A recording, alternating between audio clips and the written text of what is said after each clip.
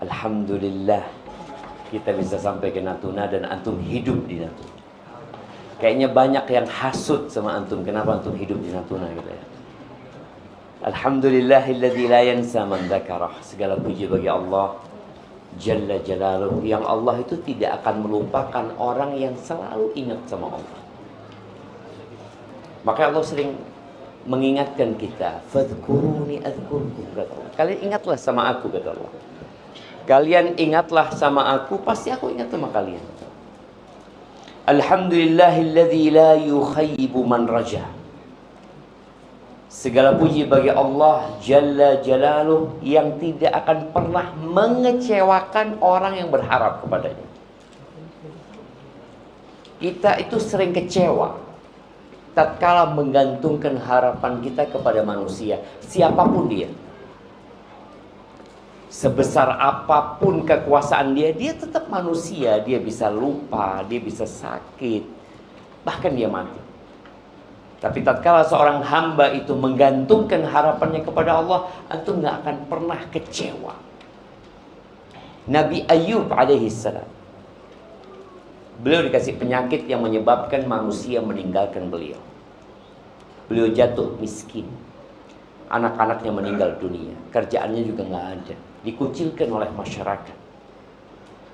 Ketika beliau berdoa mengatakan kepada Allah, Allah berfirman, wa ayyuba idh nada rabbahu anni massani ad-dhurr wa anta arhamur rahimin. Dan Ayub ketika dia menyeru Tuhannya mengatakan, Rabbi idh nada rabbahu anni massani ad-dhurr, aku ini disentuh sama penyakit, wa anta arhamur rahimin, dan engkau adalah yang maha pengasih di antara yang mengasihi. Apa yang terjadi? Allah sembuhkan. Nabi Yunus alaihissalam tatkala berada di perut ikan paus ya. Apa doanya Nabi Yunus? Siapa yang hafal? Semuanya hafal insyaallah ya. Itu doa makrub kata Nabi SAW, doa orang yang tertimpa masalah. Kalau dia baca doanya Nabi Yunus, Allah akan kabulkan doanya. Nabi Yunus mengatakan, La ilaha illa anta subhanaka inni kuntu minadh dhalimin. Allahu Akbar. Beliau mengatakan tiada Tuhan yang berhak disembah kecuali Engkau. Maha suci Engkau. Enggak ada kurangnya Engkau ya Allah. Enggak ada aibnya Engkau ya Allah. Semua kesempurnaan milikmu. Aku yang salah. Karena sebagian kita kadang-kadang menyalahkan Allah gitu loh. Seakan-akan kondisi dia sekarang itu ya enggak seharusnya aku mendapatkan ini. Nabi SAW pernah mengatakan, wa'alam annama asabaka lam yakun liyukhti'ak. Engkau harus tahu bahwa yang menimpamu memang gak akan pernah luput dari dirimu. Yang luput darimu memang gak akan pernah menimpamu gitu. Maka segala puji bagi Allah yang tidak pernah mengecewakan orang yang berharap kepadanya. Alhamdulillahilladzi man tawakkala alaihi kafah. Segala puji bagi Allah yang barang siapa menyerahkan semuanya kepada Allah, dia bertawakal kepada Allah, Allah akan cukupi. Kita tuh kadang-kala punya masalah, kita nggak nyerahkan sama Allah. Oh, anak kenal fulan. Oh, anak masih punya tabungan. Anak punya ini. Anak. Hilangkan kalimat anak. Ganti dengan anta ya Rabbi. Semuanya milikmu ya Allah. Aku serahkan semuanya kepadamu ya Allah. Wa may yatawakkal 'ala Allahi fahuwa hasbuh. Barang siapa yang bertawakal kepada Allah, maka Allah akan mencukupi. Allahumma salli wa sallim ala abdika wa rasulika sayyidina wa maulana Muhammadin wa ala alihi wa ashabihi ajma'in. Ya Allah, semoga salawat dan salam, berkah dan nikmat senantiasa Engkau curahkan untuk hamba kekasih-Mu untuk baginda Nabi kita Muhammad alaihi salatu wassalam, untuk keluarga beliau, untuk istri-istri beliau. Siapa yang menyebutkan 9 istri Nabi SAW yang beliau meninggal dunia, 9 itu masih hidup? Nah, fadhal.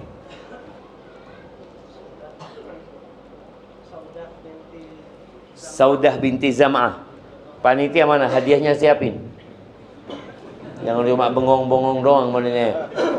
Nah, Saudah binti Zam'ah. Aisyah bintu Abi Bakar. Hafsah bintu Umar.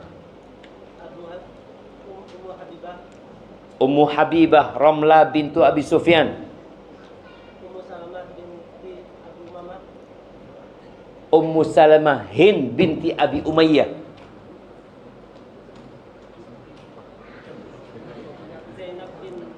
Zainab bintu Jahash. Naam. Maimunah bintul Harith. Juwairiyah bintul Harith. Satu lagi. Mana hadiahnya jemaah? Jangan diambil di mana hadiahnya? Satu lagi, Sofiyah bintu Huyai bin Akhtab. Hadiahnya bentar lagi nyusul bang ya. Lagi dipancing hadiahnya kayaknya sama.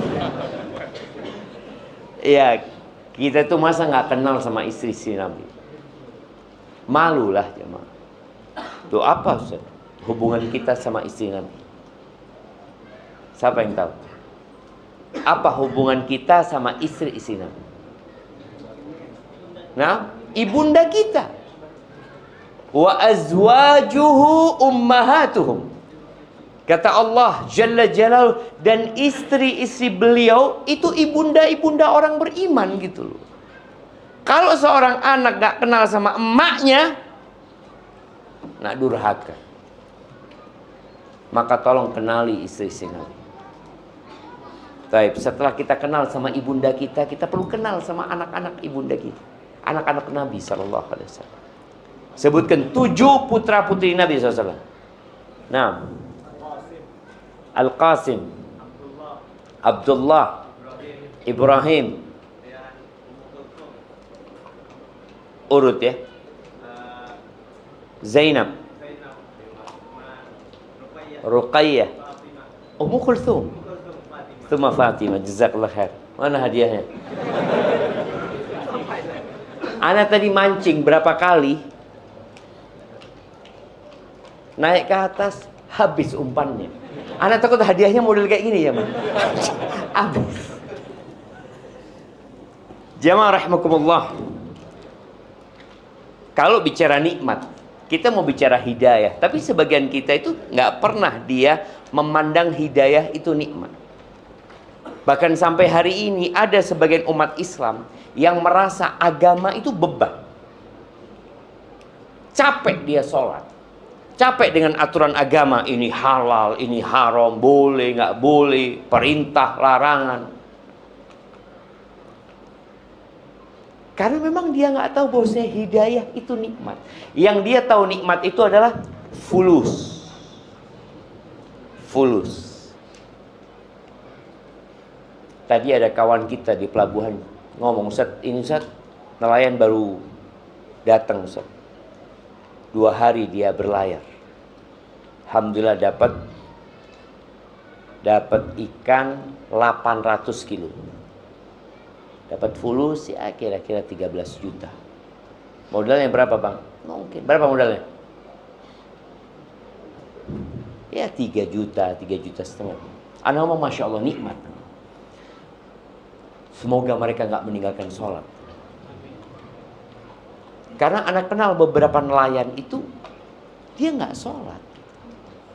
Padahal dia berada di tempat yang seharusnya dia sangat dekat sama Allah. Siapa yang bisa nolong dia di tengah lautan? Orang-orang musyrik ya, penduduk Mekah, ketika mereka berada di tengah laut ya, kemudian datang ombak yang mengombang-ambingkan perahu mereka. Apa yang terjadi sama mereka? Da'awullaha mukhlishina lahuddin. Mereka itu berdoa mohon kepada Allah dengan ikhlas, padahal orang musyrik. Karena dia tahu nggak ada yang bisa menyelamatkan kecuali Allah Azza wa Jalla. Nikmat harta itu adalah nikmat yang paling remeh. Paling remeh. Setelah nikmat harta demi sehat sebenarnya. Dan dia siap mengeluarkan hartanya semuanya demi sehat. Artinya uang ini sebagai alat tukar untuk mendapatkan kesehatan. Tapi ternyata kesehatan nggak bisa dibeli. Nah, mau dikasih kipas angin. Mana hadiahnya? Kok kipas angin yang datang? Ada kawan di Jember. Kawan di Surabaya, dia cerita, dia punya kawan di Jember. Orang kaya raya, sakit berobat ke Singapura. Dua pekan dia berobat ke Singapura. Habis 10 miliar. Nggak sembuh. Pulang sakit. Antum milih duit 1 triliun, kebayang duit 1 triliun ya, Mas? 1 triliun ya. Nah, tapi buta. Mana hadiahnya? Ini. Masya Allah. Kasihkan ke siapa yang jawab pertama tadi? Nah, ini beli di mana ini? Mana yang tadi jawab? Istri-istri Nabi. Istri-istri Nabi. Putra-putri Nabi. Kasihkan ke belakang sana. Masya Allah. Jazakallah khair. Sampai mana ceritanya kok? Mana? 1 triliun, 1 triliun. 1 triliun tapi nggak punya mata. Antum mikir mau mana? 1 triliun? Ternyata nikmat mata lebih besar daripada 1 T. Tapi antum mau punya mobil Lamborghini yang harga ya nggak mahal sih, 64 miliar itu.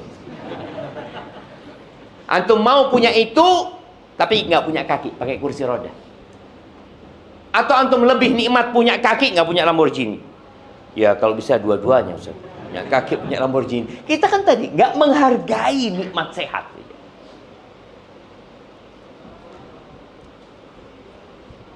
Antum pernah lihat orang yang harus cuci darah? Terus cuci darah, tiap pekan 2 kali cuci darah, cuci darah. Kita nggak cuci darah, nggak bersyukur, Mas. Tapi di atas nikmat sehat ada satu nikmat. Namanya nikmat apa? Aman. Siapa yang jawab aman? Masya Allah, masih ada hadiah. Kasih yang kecil aja kita kasih. Karena antum sudah aman di situ. Nikmat aman. Wallah Indonesia ini aman. Kalau antum di Gaza, antum akan merasakan tidur nggak nyaman. Antum mau punya duit, apa gunanya fulus kalau nggak aman? Sehat badan, apa gunanya sehat? Kalau anak bisa bangun datang bom, separuh badan anak habis. Maka nikmat aman ini harus disyukuri. Cuma kita nggak merasa. Di beberapa negara di barat itu nggak bisa habis isya keluar ya, malam-malam jalan sendiri, nggak bisa. Banyak perampok di sana, begal. Adalah di tempat kita begal, tapi sedikit sekali dibandingkan dengan tempat yang aman, teman. Aman sekali negeri kita ini. Taib, di atas nikmat aman itu adalah nikmat iman. Ahibati fillah. Tapi kita ini nggak akan bisa mengetahui besarnya nikmat hidayah, nikmat iman tadi, kecuali kalau kita bandingkan dengan orang yang tidak dapat hidayah. Allah menyebut orang-orang kafir yang nggak dapat hidayah itu, innal ladzina kafaru yatamatta'un wa ya'kuluna kama ta'kulul an'am wan naru mathwal lahum. Kata Allah Jalla Jalaluhu, sesungguhnya orang-orang kafir itu hidupnya bersenang-senang. Dunia ini Kata Nabi SAW, sijnul mu'min wa jannatul kafir. Dunia ini penjara buat orang beriman, surga buat orang kafir. Makanya kalau antum lihat orang kafir hidupnya bebas, bersenang-senang, ya buat mereka memang surga dunia ini. Walaupun susah hidupnya, tetap mereka surga dibandingkan dengan di neraka nanti. Dan orang beriman tadi seperti di penjara. Antum tahu di penjara, makan diatur, tidur diatur. Ramadan kemarin, saat orang-orang tidak berpuasa, orang-orang beriman berpuasa. Dia menahan lapar, menahan haus, menahan hawa nafsunya. Lihat ada perempuan cantik lewat, orang beriman apa yang dilakukan? Apa yang dilakukan? Lihat sekali. Nggak boleh tundukkan pandangan, jangan lihat sekali. Tundukkan pandangan. Orang kafir nggak ada aturan. Maka Allah katakan mereka hidupnya bersenang-senang. Makan seperti makannya binatang ternak. Dan neraka tempatnya mereka. Jadi ada orang yang hidupnya hanya memikirkan perut dan yang di bawah perutnya. Siapa yang hidup memikirkan perut dan di bawah perutnya? Binatang. Antum pernah binatang berpikir mau ke masjid? Pernah ngelihat ada ayam, mau ke mana? Masjid. Masjid, nggak ada. Nggak ada jadi ke masjid. Sapi. Dia ada rutinitas sapi itu. Apa rutinitasnya? Makan, kawin. Buang kotoran. Ya sudah.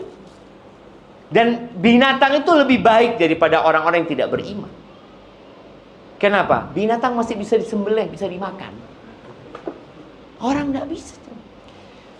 Ahibati fillah, di surat Al-Bayyinah ayat 5 Allah menyebutkan ya tentang perintah Allah ya. Kata Allah, wa ma umiru. Manusia itu tidak diperintahkan kecuali untuk apa sih? Illa liya'budullaha mukhlishina lahuddin. Allah memberikan segala fasilitas ini. Fasilitas yang ada di tubuh kita. Fasilitas yang kita lihat dengan mata kita. Segala yang indah. Subhanallah jemaah. Siapa yang menciptakan ikan Nemo? Nemo namanya. Yang warnanya indah, garis-garis. Siapa jemaah? Siapa yang ngasih makan ikan di lautan itu? Nelayan apa kerjanya? Nangkap doang. Pernah ada nelayan berangkat ke lautan, ngapain? Mau ngasih makan. Nggak ada, dia ngasih makan keramba dia tuh. Tapi kalau ngasih makan ikan di lautan, oh, siapa mau ngasih makan ikan di lautan? Ustaz? Kita lihat berbagai macam kekayaan alam di negeri kita. Emas. Siapa yang bikin emas itu? Kemudian timah. Apalagi? Batu bara. Minyak. Gas. Siapa? Apakah nenek moyang kita yang menciptakan itu? Enggak ada, cuma Allah yang menciptakan semuanya. Tapi semua Allah ciptakan itu agar manusia sadar. Terus tugasnya manusia itu ngapain? Beribadah kepada Allah. Subhanallah ya. Ana ketemu dengan salah satu TNI, dia ngomong, Ustaz, dulu sebelum zamannya Pak Prabowo, semoga Allah menjaga beliau ya, Indonesia itu hanya punya kesiapan berperang 1 hari. Kesiapan 1 hari kalah. Di zaman Pak Prabowo 2 hari. 2 hari. Anda ngomong, 2 hari. Subhanallah. Ketika terjadi gempa, tentara kemana? Jemaah, apakah bisa menghadapi gempa tentara? Ada gempa, bismillah, kita hadapi. Tidak ada, lari juga. Artinya ketika menghadapi musuh sesama manusia masih bisa? Masih bisa dihadapi. Kalah menang terserah, nantilah, bismillah. Tapi ketika seorang menantang Allah, nggak ada, engkau mau kemana? Allah kasih gempa, Allah kasih banjir bandang, orang lari kabur.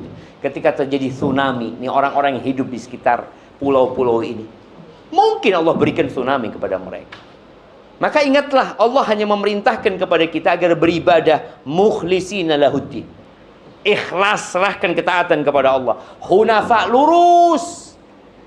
Atau kita bengkok menuju kepada tauhid, meninggalkan segala bentuk kesyirikan.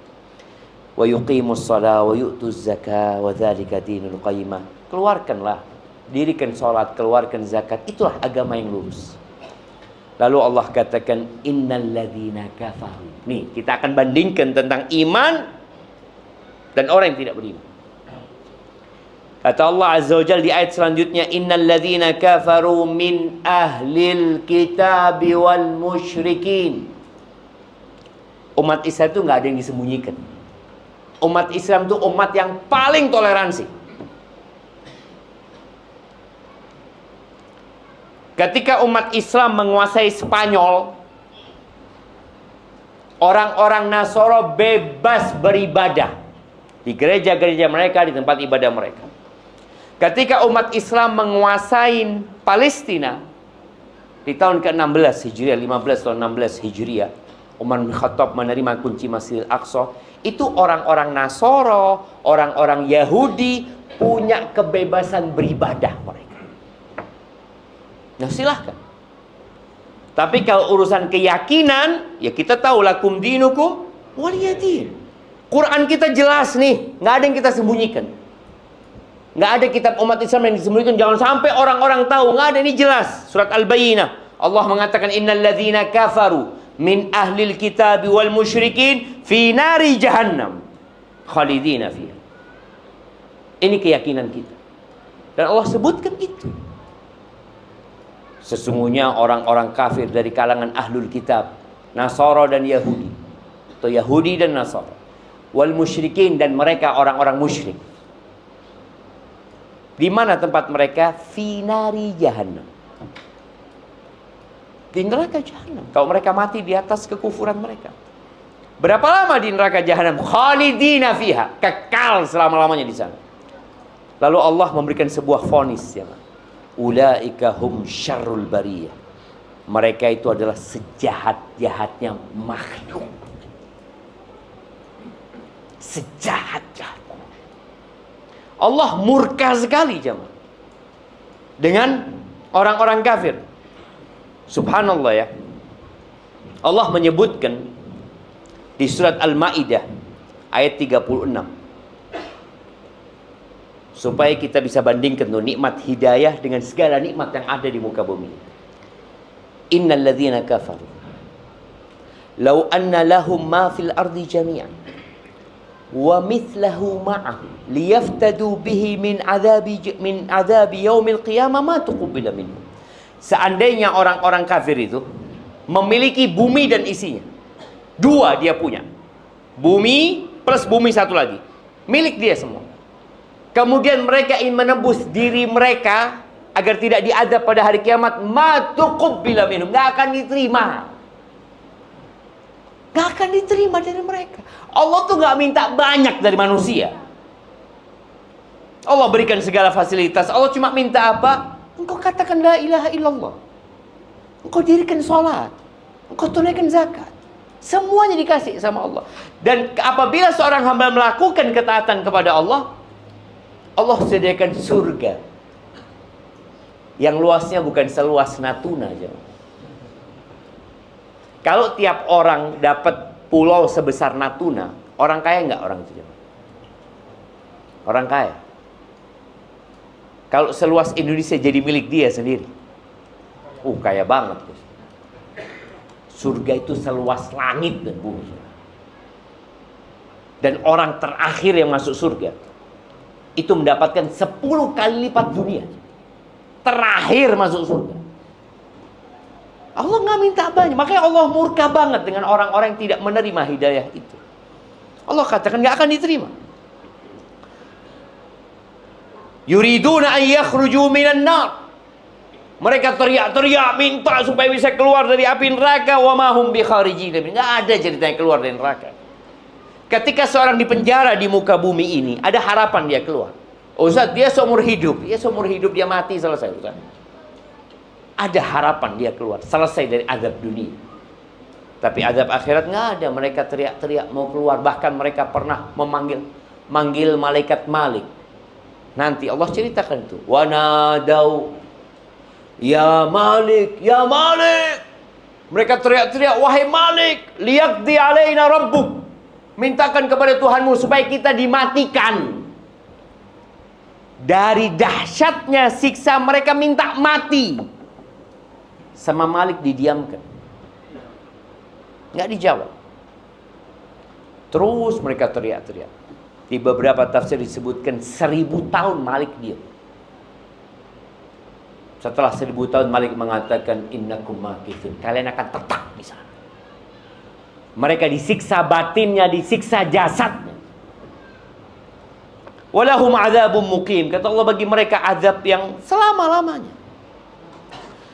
Kemudian subhanallah di surat Ali Imran ayat 91. Allah ceritakan tentang orang-orang kafir lagi. Innal ladzina kafaru wa matu wa hum kuffar. Sesungguhnya orang-orang kafir dan mati di atas kekafirannya. Kita semua bakal mati. Firaun mati, Nabi Musa juga mati. Namrud mati, Nabi Sulaiman juga mati. Nabi kita Muhammad alaihissalatu wassalam meninggal dunia. Nggak ada yang kekal di muka bumi ini, walaupun orang kaya. Apakah kita pikir kalau orang kaya itu Ustaz lebih lama kayaknya hidupnya Ustaz? Mana antum lihat seperti itu? Siapa yang punya Apple dulu? Steve Jobs. Steve Jobs masih hidup dia. Sekarang orang paling kaya di muka bumi siapa? Siapa sekarang? Warung. Warren Buffett. Udah kalah Jeff siapa? Hah? Jeff Bezos. Aduh anak sama orang-orang itu udah kalah semua mereka. Kira-kira kapan dia mati? Kita lihat ini orang kaya pertama, nanti turun, nanti ganti lagi, terus terakhir mati semuanya. Allah katakan innal ladzina kafaru wa matu wa hum kuffar. Kita ini orang Islam harus sering-sering doakan orang kafir supaya dapat hidayah. Mereka kesian. Sesungguhnya orang-orang kafir dan mereka mati di atas kekufurannya, apa kata Allah? Falayyuqbala min ahadihim mil'ul ardi dhahaban walau iftada. Tidak akan diterima tebusan dari mereka. Dari salah satu dari mereka, satu orang nih, kalau dia menebus dirinya dengan sepenuh bumi ini emas.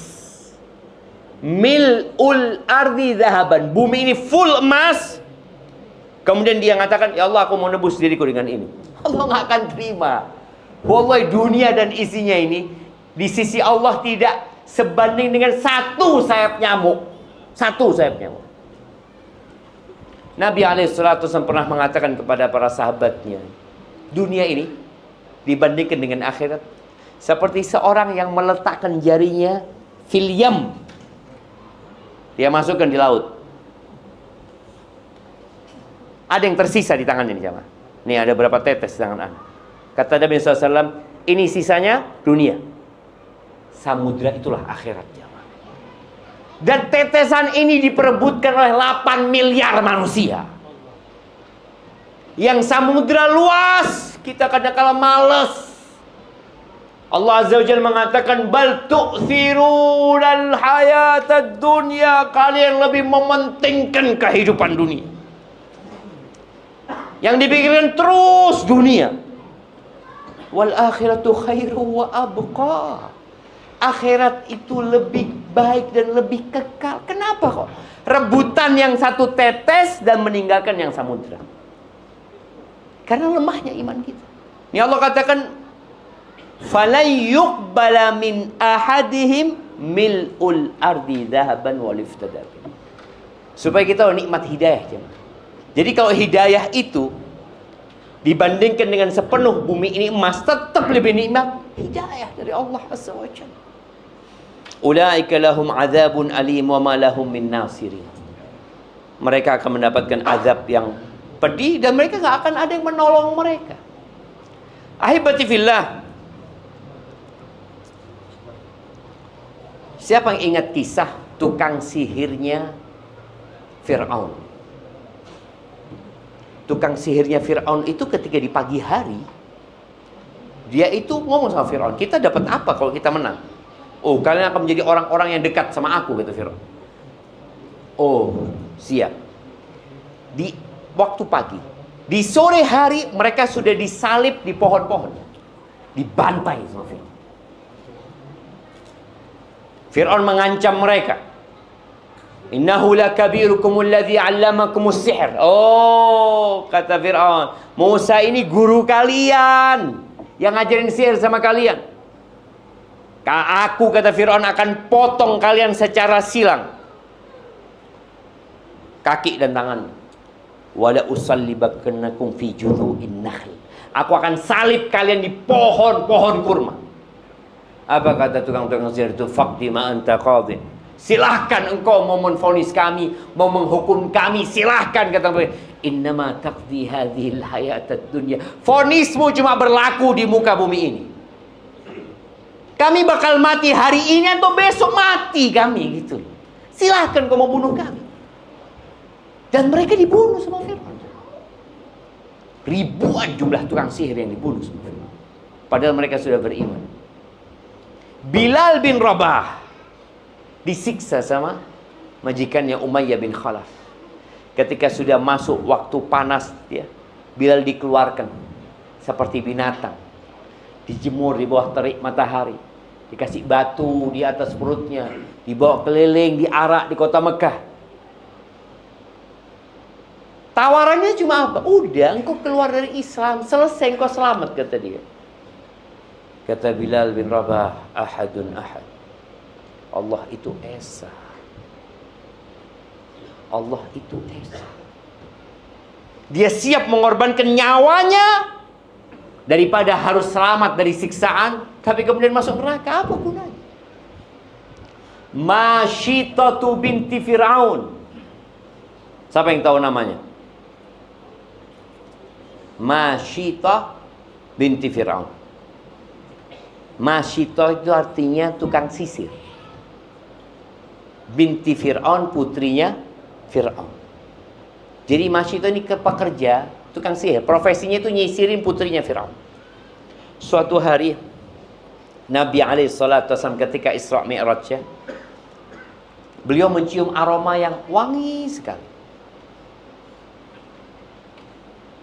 Nabi SAW tanya sama Jibril, aroma apa ini Jibril? Oh, kata Jibril, ini aromanya Masyitatu binti Fir'aun wa abna'iha. Ini aromanya tukang sisirnya putrinya Fir'aun dan anak-anaknya. Loh, gimana ceritanya? Jadi suatu hari ketika Masyitah menyisir rambut putrinya Fir'aun, sisirnya jatuh. Ini ceritanya Jibril. Kemudian dia mengatakan Bismillah dengan nama Allah. Kata putrinya Fir'aun, Abi, Allah yang kau maksud itu bapakku. Kata Masyitah ini, lah, bukan. Rabbi wa Rabbu abiki. Allah itu Tuhanku dan Tuhan bapakmu. Oh, engkau punya Tuhan selain ayahku tadi. Aku laporkan kepada ayahku. Silahkan. Dipanggil Masyitah. Ditanya, iya, kata dia. Allah itu Tuhanku dan Tuhanmu. Dikumpulkan anak-anaknya. Kemudian dia masak di kuali yang cukup untuk 1 ekor sapi, ya, minyak dimasak di sana. Kalau engkau tetap mengatakan ada Tuhan selain aku akan masak anak-anakmu.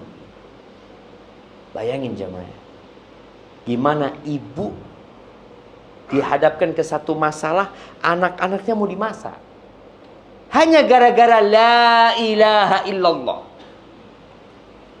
Tadi Anda sampaikan, umat Islam itu umat yang paling toleransi.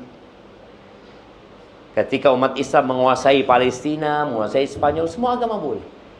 Tapi ketika Spanyol dikuasai lagi oleh Katolik pada waktu itu, oleh Ratu Isabella dan Raja God.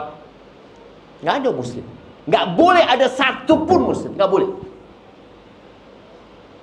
Imma dia keluar dari Spanyol atau masuk ke agama Kristen. Kita nggak ada dalam Islam itu la ikraha fid din. Nggak ada pemaksaan dalam beragama. Allah mengatakan faman syaa'a falyu'min wa man syaa'a falyakfur. Yang mau beriman monggo, yang mau kafir monggo. Allah nggak butuh sama ibadah kita. Tapi yang jelas semua ada konsekuensi. Fir'aun nggak terima. Nggak boleh. Nggak boleh ada agama lain di negeri itu. Maka akhirnya satu persatu anaknya Fir'aun, anaknya Masyitah dimasukkan ke kuali, dimasak sampai jadi tulang belulang.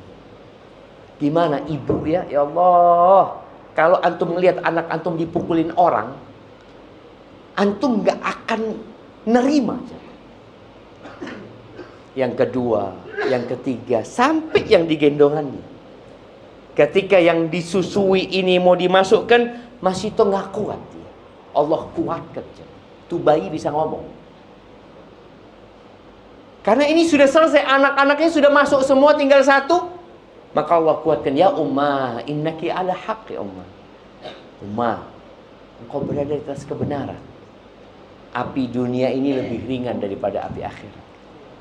Masuk. Ahibati fillah, tatkala seorang hamba sudah menjadi muslim, tapi dia tidak merasakan nikmatnya Islam, berarti ada masalah di keislaman dia. Maka perlu belajar. Kebanyakan kita itu Islamnya keturunan. Alhamdulillah. Alhamdulillah, bapak kita Islam, ibu kita Islam, kita jadi Islam. Tapi tolong nikmat Islam ini dijaga. Bagaimana cara menjaganya? Ya belajar tentang agama kita. Allah turunkan Al-Quran yang tidak ada keraguan di dalamnya. Sudah berapa banyak hafalan Quran kita? Ana punya kawan dari Italia waktu itu, di Madinah. Namanya Muhammad Yasin. Sebelumnya nama Italia itu. Dia masuk Islam 2 tahun jemaah. Baru masuk Islam 2 tahun. Belajar di Madinah, alhamdulillah, dia sudah hafal 20 juz Al-Quran. Sebagian kita sejak lahir Islam sampai umur 60 tahun, berapa juz? Allahu a'lam.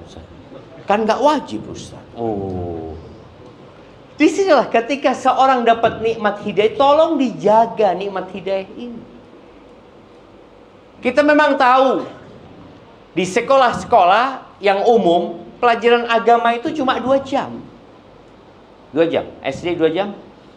SMP 3. 2 jam.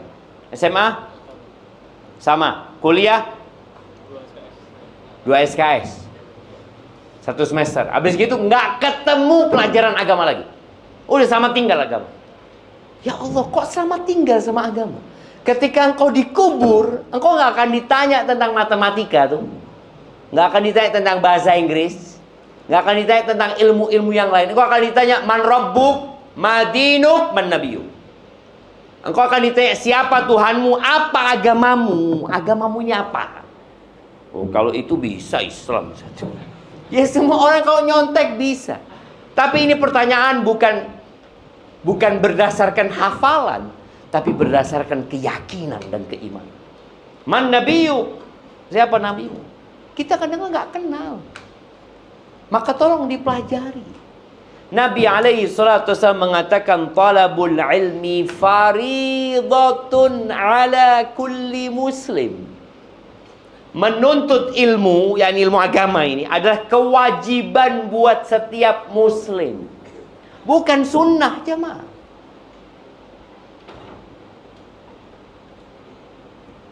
Nabi alaihissalatu wasallam menyebutkan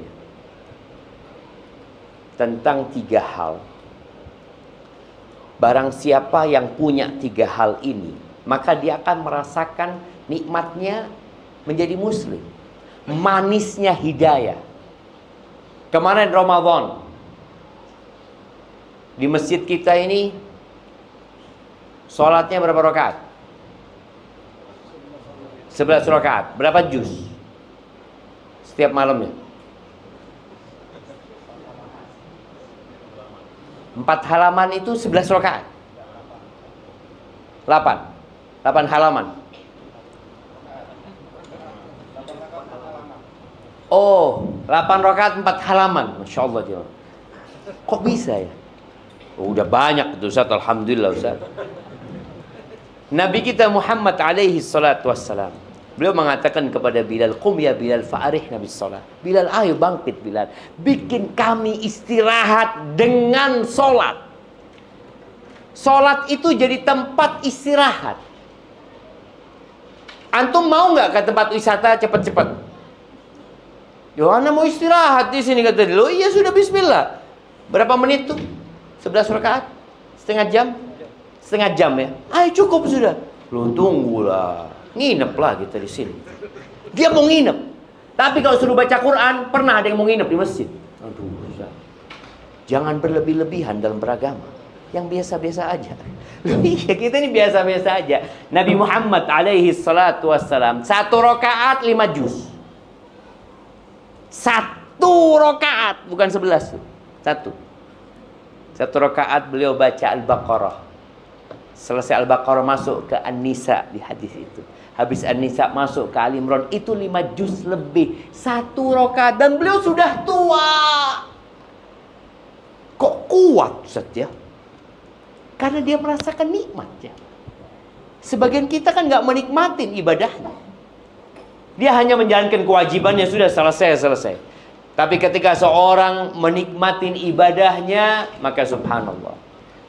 Ada sahabat itu, diriwayatkan tentang Utsman bin Affan, dia masuk ke Masjidil Haram, dia salat Allahu Akbar 1 rakaat jemaah.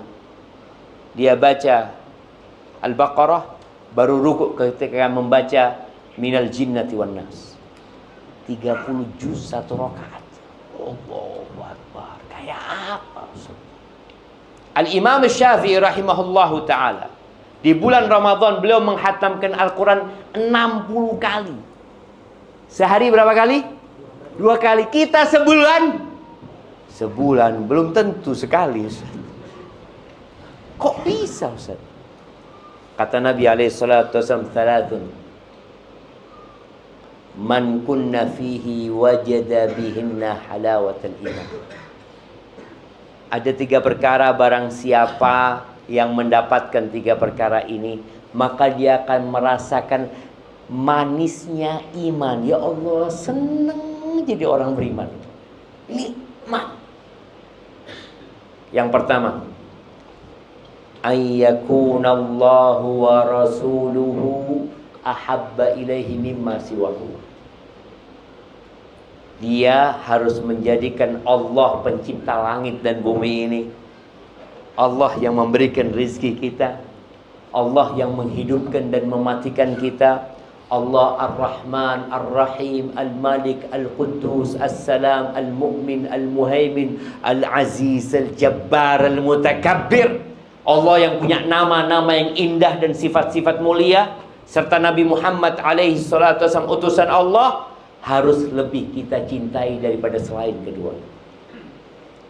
Harus kita cintai lebih daripada diri kita sendiri. Makanya tadi Bilal bin Rabah siap dia mati mau disiksa. Khabbab bin Ad dibakar sama orang musyrikin, siap. Antum melihat para sahabat yang hijrah dari kota Mekah ke kota Madinah, atau sebelumnya dari kota Mekah menuju ke Habasyah, ke Ethiopia. Jauh Ethiopia itu zaman.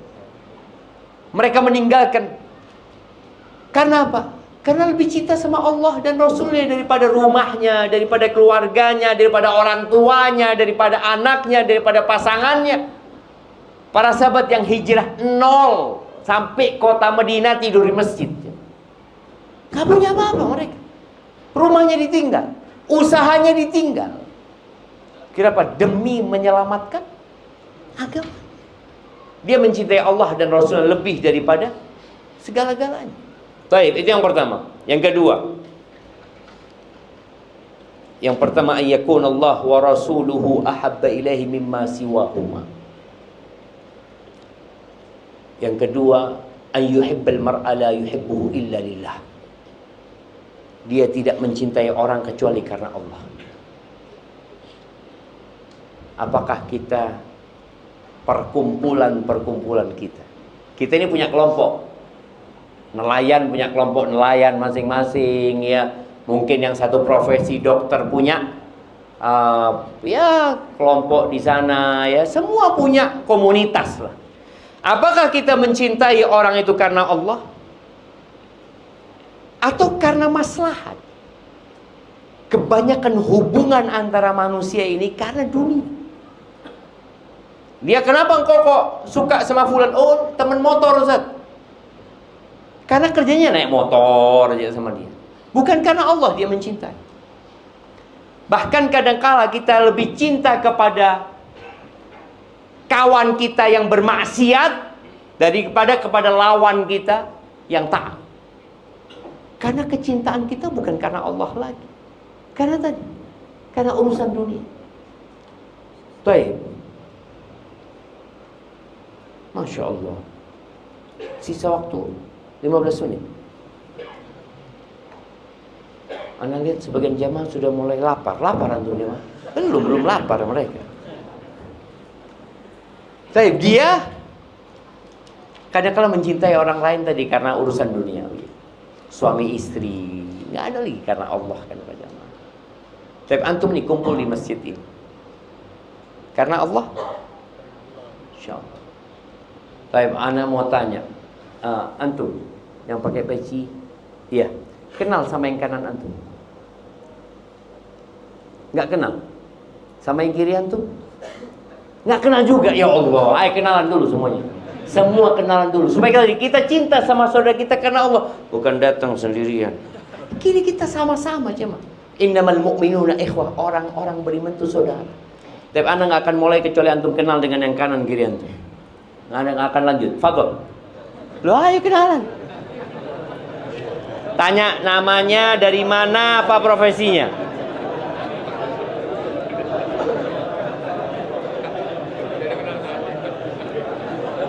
Ibu-ibu juga di atas. Ibu-ibu di atas tolong kenali kanan kirinya. Ana akan tes bentar lagi ya. Nah.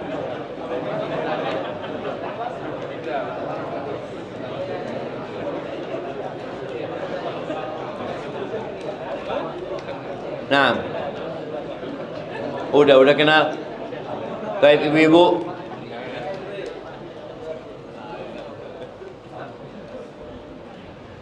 Taib, ana mau tanya sama bapak itu yang peci hijau. Siapa yang di kanan namanya? Arifin, Masya Allah. Yang di kirinya? Dari mana? Bener? Oh, Masya Allah, barakallahu. Kasih hadiah beliau. Masya Allah. Tuh, jadi kalau ingin merasakan nikmatnya iman, maka tolong kau jangan cintai orang kecuali karena Allah. Yang ketiga, wa ayyakraha an ya'uda ilal kufri ba'da an anqadhahu Allahu min kama yakrah an yuqdhaf fin nar. Hendaklah dia membenci kekufuran. Sebagian umat Islam itu beranggap kekufuran biasa aja. Allah benci loh sama kekufuran itu. Dia ngelihat berhala-berhala, kadang-kadang kita berlibur ke tempat kesyirikan ya, lalu kita foto-foto, lalu Allah murka sama tempat itu. Kemudian kau upload foto-foto menunjukkan seakan-akan kau ridha dengan kesyirikan.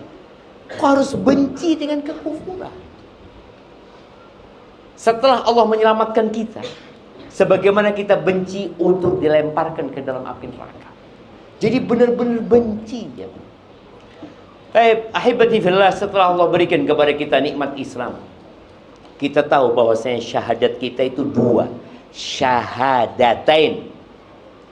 Yang pertama asyhadu an la ilaha illallah, yang kedua asyhadu anna Muhammad Rasulullah. Dua kalimat syahadat ini menjadi syarat diterimanya Islam kita, syarat diterimanya sholat kita, syarat diterimanya puasa kita, syarat diterimanya haji. Kita lagi akan banyak berangkat jemaah haji. Yang pertama, la ilaha illallah, syarat agar kita ikhlas dalam beribadah. Yang kedua, asyhadu anna Muhammad Rasulullah, agar kita tidak beribadah kecuali dengan tuntunan Nabi Muhammad sallallahu alaihi wasallam. Maka tolong belajar lagi. Sholat kita udah bener apa belum ya? Udah sesuai enggak sama sholatnya Nabi Muhammad sallallahu alaihi wasallam?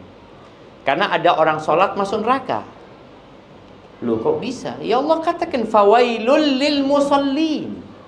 Celaka tuh orang sholat.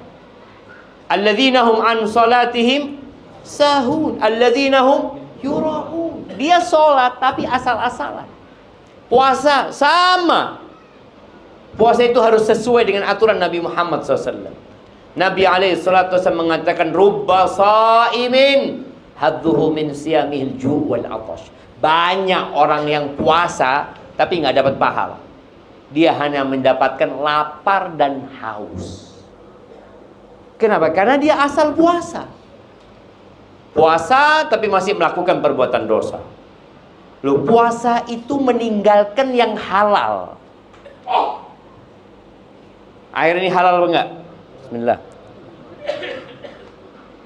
Ketika antum puasa, antum nggak minum ya? Istri antum halal apa enggak? Lewat istri antum. Antum tundukkan pandangan. Loh, bang, aku istrimu bang. Afwan, puasa sekarang.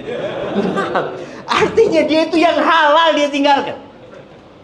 Apalagi yang haram. Bagaimana orang yang halal ditinggalin, yang haram dikerjain di Ramadan? Allah murka. Nggak ada gunanya puasamu. Ya hanya sekedar nahan lapar dan haus, akhirnya dapat pahala apa? Dapat pahala yang lapar dan haus itu. Maka tolong kita yang sudah muslim belajar lagi bagaimana supaya ibadah kita.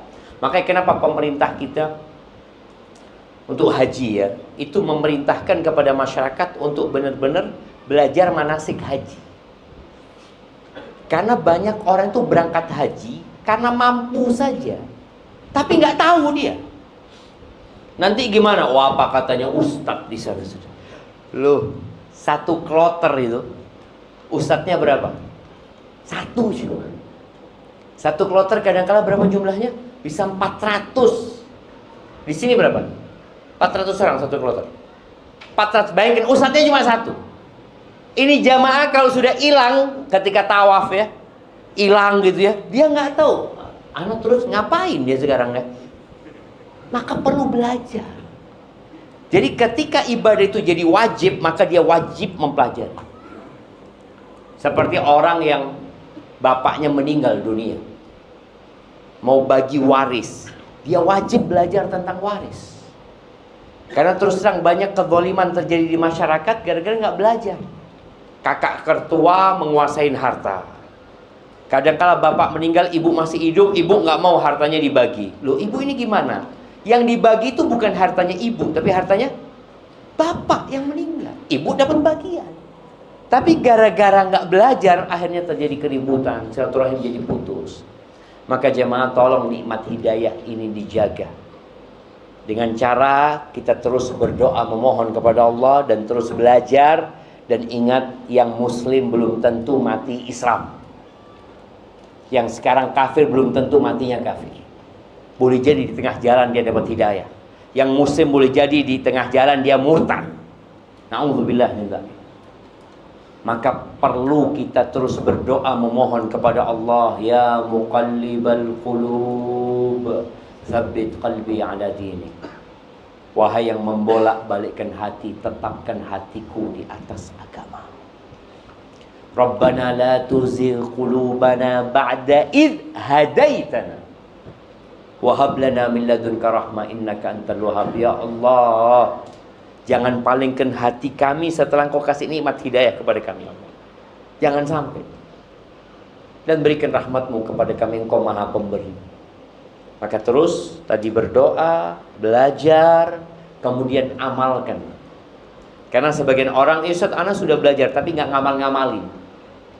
Maka ilmu itu tidak akan berguna kecuali kalau diamalkan. Barakallahu fiik, itu mungkin dapat ana sampaikan. Kita masuk ke sesi tanya jawab. Nah, tafadhal Ustazana.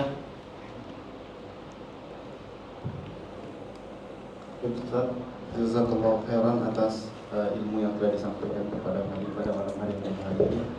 Mudah-mudahan ilmu tersebut bisa menjadi ilmu yang bermanfaat, yaitu ilmu yang melahirkan amalan di depannya. Baik, di sini kami ingin membacakan beberapa pertanyaan, tapi tidak semua karena banyaknya pertanyaan yang masuk dan berulang. Yang pada intinya kami hanya membacakan mana pertanyaan yang kira-kira sesuai judul yang bisa dijawab pada malam hari ini. Pertama, terkait masalah hidayah, apa tanda-tanda orang itu mendapatkan hidayah? Kemudian bagaimana cara kiat-kiat menjaga hidayah tersebut? Itu pertama, Ustaz. Barakallahu fiik. Jamaah rahimakumullah. Setiap hari minimal 17 kali kita itu berdoa minta hidayah. Satu-satunya surat yang wajib dihafal di Al-Quran adalah surat Al-Fatihah. Kita mengatakan ihdinas siratal mustaqim. Subuh tadi kita baca 2 kali. Kalau kita sholat 2 rakaat sebelum subuh, jadi 4 kali kita baca. Kalau tambah kita sholat duha, jadi 6 kali kita baca. Kalau kita sholat duhur 4 kali kita baca. Tambah asar, tambah 4. Tambah maghrib 3, isya tadi kita baca 4 kali. Ihdinas siratal mustaqim. Hidayah itu ada 2. Yang pertama namanya hidayatul irsyad. Yang kedua namanya hidayatul taufiq. Hidayatul irsyad adalah petunjuk. Allah memberikan petunjuk, nih jalannya. Semua orang dikasih sama Allah. Inna hadzal Qur'an yahdi lillati hi aqwam. Ini Quran menunjukkan kepada jalan yang paling lurus. Semua manusia dikasih hidayah, petunjuk itu. Makanya Allah turunkan kitabnya, Allah utus Rasul. Tapi ternyata tidak semua orang menjalankan hidayah tadi. Hidayah petunjuk tadi. Seperti seorang umpamanya dikasih tahu kalau naik motor harus pakai helm. Itu petunjuk. Dikasih arahan. Tapi apakah semua orang ngikutin petunjuk itu? Enggak. Yang kedua adalah hidayah itu taufik. Hidayah di mana Allah menggerakkan hati kita, kemudian kita menjalankan hidayah tersebut. Maka setiap salat kita minta ihdinas siratal mustaqim. Dua-dua hidayah itu kita minta kepada Allah Azza wa Jalla. Abu Thalib, paman Nabi alaihi salatu wassalam, beliau mendengarkan Al-Quran langsung dari mulut Nabi alaihi salatu wassalam. Abu Jahal juga, Abu Lahab juga, Umayyah bin Khalaf juga. Mereka mendengarkan ayat-ayat Quran dibacakan langsung. Tapi mereka tidak menerima hidayah tadi. Maka Allah mengadab mereka. Jadi kalau bicara apa tanda-tanda orang dikasih hidayah, ya tanda yang pertama tadi, dia baca Quran, dia dengarkan ustaz ceramah, dia udah dikasih hidayah, kasih petunjuk. Tapi tinggal bagaimana dia mau mengamalkan atau tidak. Nah, kita sebagai manusia dikasih sama Allah pilihan, mau atau tidak. Maka ketika seorang mendapatkan hidayah, artinya dia dulu nggak ngerti. Ana terus terang Ustaz, dulu itu nggak pernah sholat Ustaz. Tahu-tahu ada orang datang ngajak ana sholat. Ana wallahi dulu itu nggak pernah datang pengajian Ustaz. Ana Islamnya ya Islam biasa lah. Maksudnya biasa ya, nggak pernah nambah ilmu agama. Tahu-tahu ada sahib ngomong, ada kajian tuh di masjid apa? Nurul Falah. Ini hidayah, diajak. Ada yang nerima, ada yang enggak? Ayolah berangkat gitu dia. Nah, anak kayaknya belum dapat hidayah. Loh, ini loh hidayahnya. Ini diajak gitu loh. Dia nggak mau gitu loh. Dia menolak tuh hidayah seperti itu. Jadi tanda-tanda orang dapat hidayah ya datang kepada dia petunjuk Allah Azza wa Jalla.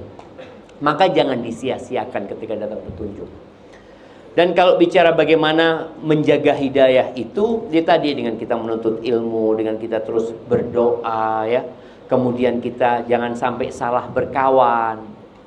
Tadi imam kita membacakan firman Allah tentang seorang yang menyesal ya. Wa yauma ya'addu dhalimu ala yadayhi yaqulu ya laitani ittakhadtu ma'ar rasuli sabila. Bagaimana ketika seorang menyesal pada hari kiamat, dia menggigit. Orang menyesal tuh biasanya gigit jari. Tapi pada hari kiamat orang ini nggak gigit jari. Dia gigit tangannya semuanya. Dia masukkan ke mulut. Dia mengatakan, andai kata aku dulu bersahabat dengan Rasul sallallahu alaihi wasallam. Ya laitani lam attakhid fulanan khalila. Ya wailata laitani lam attakhid fulanan khalila. Andai kata aku dulu enggak berkawan sama fulan, laqad adallani 'anidz dzikri ba'da idz ja'ani. Dia itu menyesatkan aku setelah hidayah datang itu loh. Tapi gara-gara sahib akhirnya dia berpaling. Maka jangan salah berkawan. Antum ketika kawannya suka main futsal, kira-kira diajak apa? Main futsal. Kawannya suka mancing, diajak mancing. Kawannya suka kajian, antum diajak kajian. Ketika dia lihat, makanya tadi anak suruh antum kenalan. Boleh jadi ada kajian lagi loh, fulan kok nggak ada di WA. Antum kemana kata dia? Ana lagi mancing kata dia. Di sini ada mancing yang lebih zen kata dia. Mancing hidayah gitu jawab. Jadi menjaga hidayah tadi salah satunya dengan beberapa hal yang disebutkan, baca Quran. Kitab hidayah itu Quran.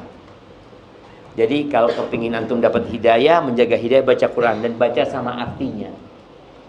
Karena kalau antum ngerti bahasa Arab, nggak usah. Ada tadi sahabat kita yang ngerti bahasa Arab. Siapa? Masya Allah. Ada yang dari Kanada. Wen, Amin. Masya Allah, barakallahu fiik. Hayakumullah. Ya kalau sudah ngerti bahasa Arab ya, orang Arab pun baca Quran pakai tafsir. Bayangin. Udah ngerti bahasa Arab dia. Ada tafsir Ibnu Katsir, itu tafsir bahasa Arab. Ada tafsir Sa'di, itu tafsir bahasa Arab. Demi dia lebih mendalami hidayah tadi. Maka tolong, paling enggak yang antum baca kalau ingin menjaga hidayah, baca tafsir surat Al-Fatihah sama baca tafsir surat-surat yang antum hafal. Yang setiap sholat antum baca lagi. Nanti udah pernah anda baca kapan? 13 tahun yang lalu. Baca 13 tahun yang lalu. Baca lagi, kalau bisa tiap bulan antum baca tuh tafsir. Barakallahu fikum. Yang selanjutnya Ustaz, bagaimana hukum status barang-barang yang terlanjur dibeli dari uang yang haram? Bagaimana status barang tersebut? Barakallahu fikum ya. Yang pertama, uang haram itu ada dua, atau barang haram itu ada dua macam. Ada barang haram yang memang zatnya haram, seperti khomer ya, atau babi umpamanya, atau barang curian ya.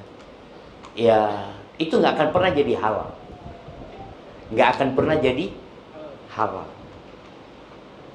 Tapi ada yang orang dapat uangnya itu dengan cara haram, tapi transaksinya ya ridho dengan ridho.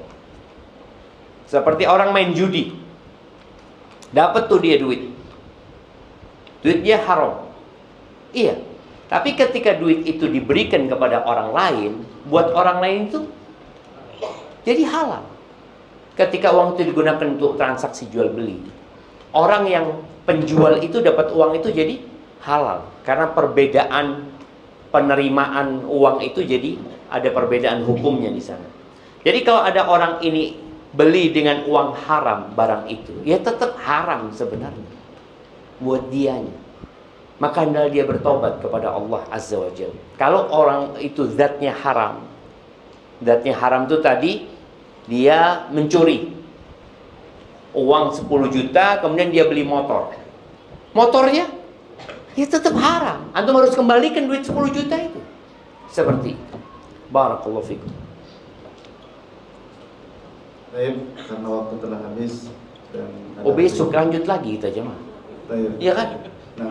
Nah, sekarang sudah malam jamaah, dan sebenarnya ana masih ingin lanjut, tapi lihat antum ngantuk dan lapar. Kita cukupkan sampai sekian. Barakallahu fikum. Taib subhanakallahumma bihamdika. Ucapkan terima kasih pada mereka, polisi-polisi yang juga di luar. Ya, siap. Sebelum ana akhiri, ana ingin mengucapkan terima kasih kepada